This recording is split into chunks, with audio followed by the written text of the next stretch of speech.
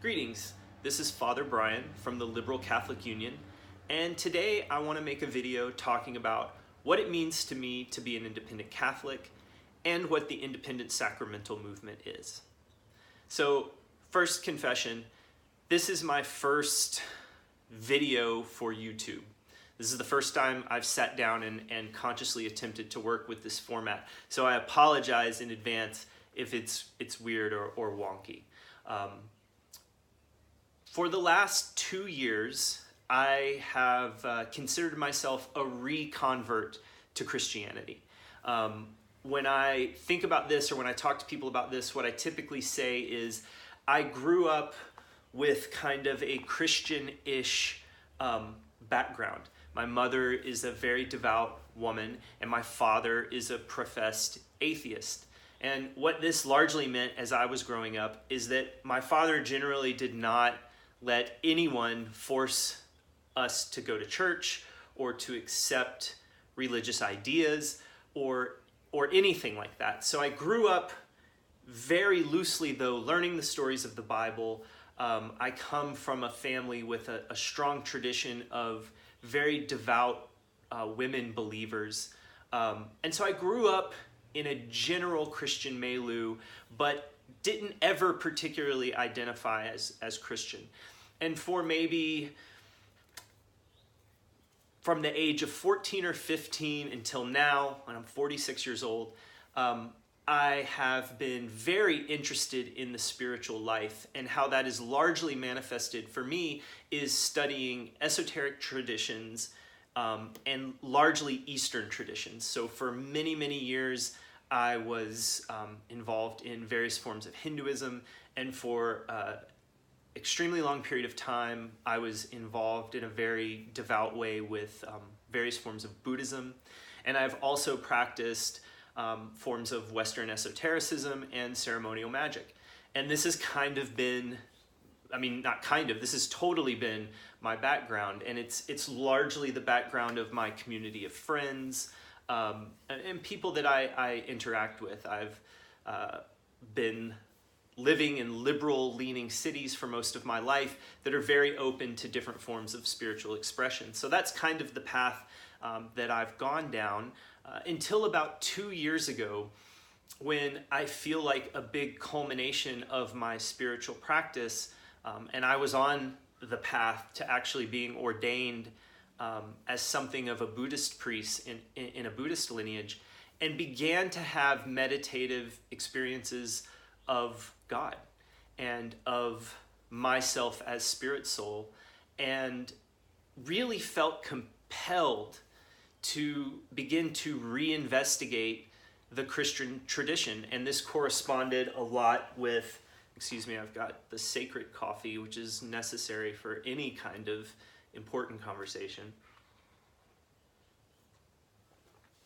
I felt compelled to start to reinvestigate Christianity. A lot of this was spurred in me by discovering Jordan Peterson's series of biblical lectures, which I highly recommend to anyone out there.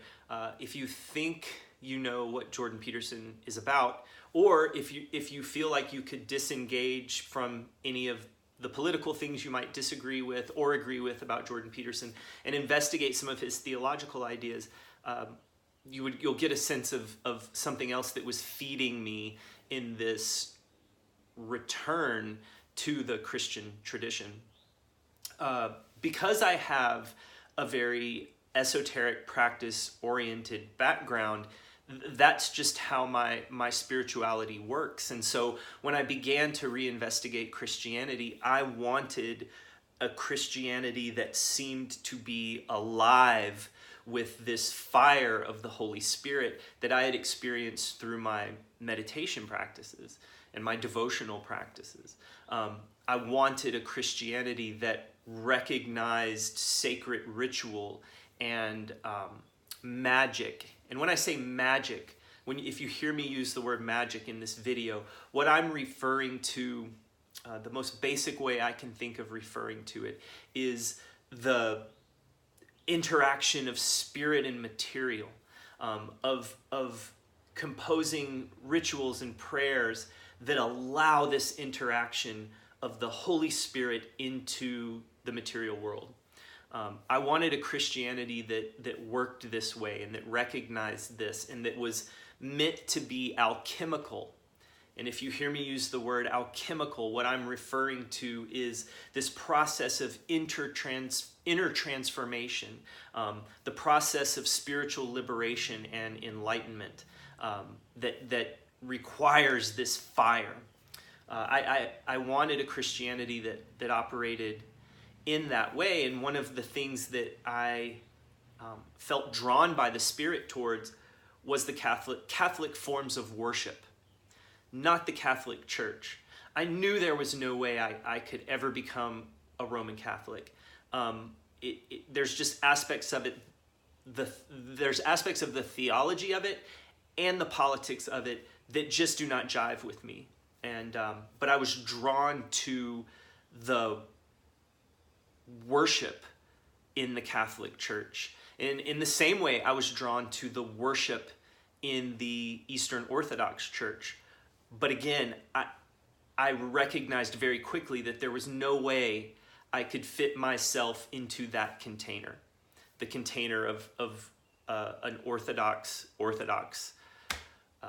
believer or of a devout Roman Catholic.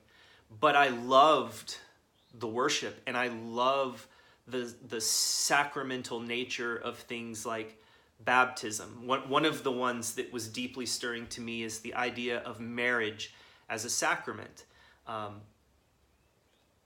Maybe a year into or less than a year into my Christian path, I and my ex-wife got a divorce.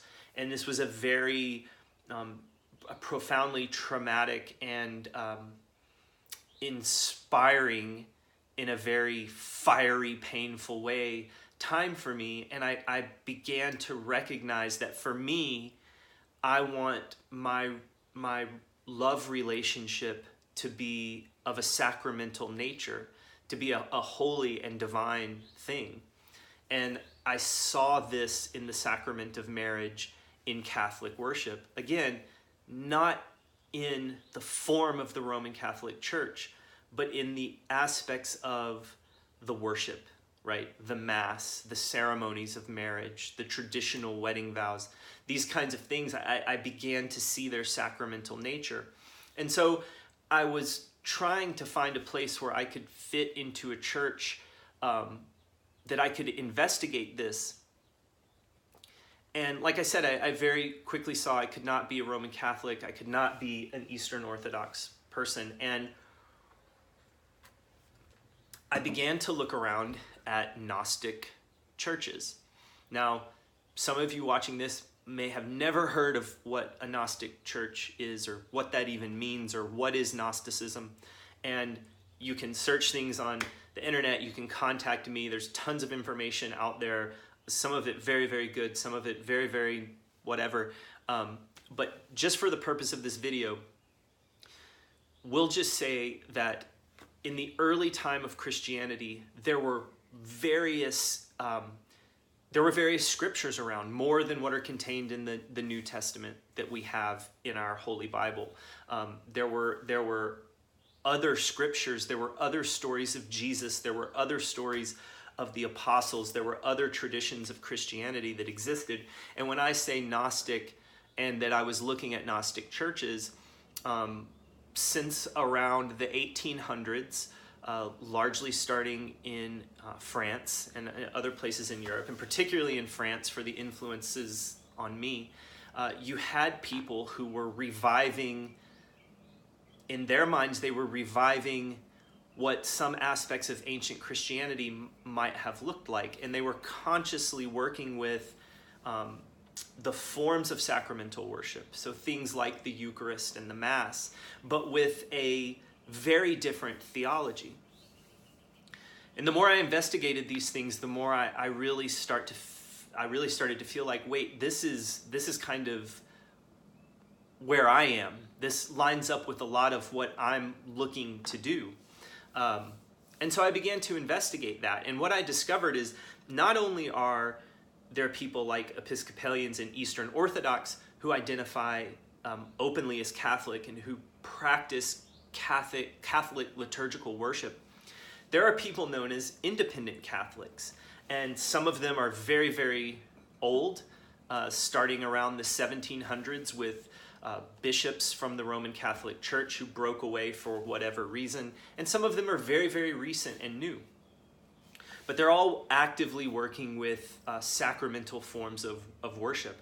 And I began to look around for different churches like this and finding out that this even existed, that there are Christians who are doing sacramental worship that's very alive with the fire of the divine spirit and is very much about connecting the worshiper with the divine and ultimately the worshiper becoming a conduit for the divine into the material world.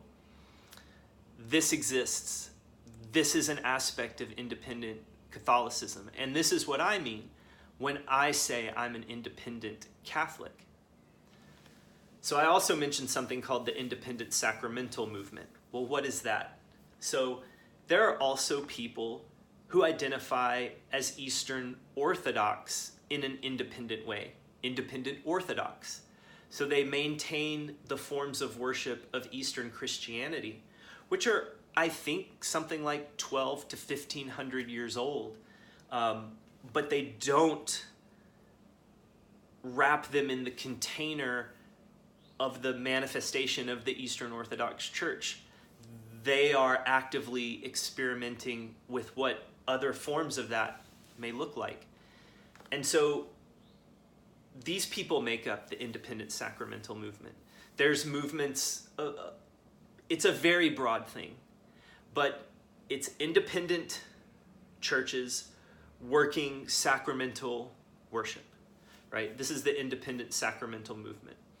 And I'm part of a church called the Liberal Catholic Union that's part of the independent sacramental movement. Now, I used way too many words and just talked about way too much history probably than some people are interested in. Maybe I didn't talk about enough for other people, but I said I was going to try to make a short video. And my fiance was telling me the other night that when I talk to people about this, I generally dive in too deep because I'm all about it, right? Like I'm a kind of a religious esoteric nerd. And so I challenged her. I said, well, how would you describe me to someone else? And how would you describe this thing that we're doing? And what she said was, they're renegade Catholics. You guys are renegade Catholics who are doing something with Catholicism that is probably nothing like anyone recognizes as Catholicism. And I really like that definition. But I would amend this to it. What we're doing is Catholicism. And it looks like Catholicism because it is Catholic liturgical worship. And it is Catholic-based Christian practice. But our theology is probably way broader than anything most people think of in regards to Catholic. We don't restrict ourselves to only the canonical scriptures. The Liberal Catholic Union holds that there are many scriptures that are expressions of the divine logos. There's the traditional canonical Christian scriptures, there's the Apocrypha, there's the Gnostic scriptures, there's Jewish Kabbalistic writings, there's Hermetic writings, there's Sufi teachings, there's the Bhagavad Gita. There's many manifestations of the divine logos to humankind. And we recognize those and pull from all of those and learn from all of those. We're not Christian in any rigid sense. And the really good news of this is that Christianity is so much bigger than what any of us have ever been taught. And if you were beat over the head with Christianity, or you grew up learning that sex was sinful and your body was dirty and you were this terrible fallen creature, or if you were raised with a Christianity that taught you that there was a judgmental bloodthirsty, angry God in the sky looking down on and condemning humankind. I just want to let you know that there is so much more than that. And so independent Catholics are investigating that. We're investigating that bigger aspect of what Christianity is and could be and has been. And I invite you to reach out to me if any of this resonates with you. And I invite you to reach out to the Liberal Catholic Union. We're really small. There's only a few places in the country right now where we actually have people getting together and meeting, but we're growing, and we're very interested in growing so that this is in community and that this is with people and that this can be something that's beneficial and good for the world. And so we invite you to reach out. You can reach out to me here on YouTube. My name is Father Brian Stanford. You can find me on social media. And we would love to talk to people who are interested in this, and reach out to the church if this makes sense to you. And if you hate this and it sounds crazy and wacky, that's great. Go on with what you're doing. Just move right along to what you're doing. I hope this video was helpful. Hopefully, as I do more, they'll be a bit more smooth and I'll contain my thoughts a little bit better. But thank you for watching.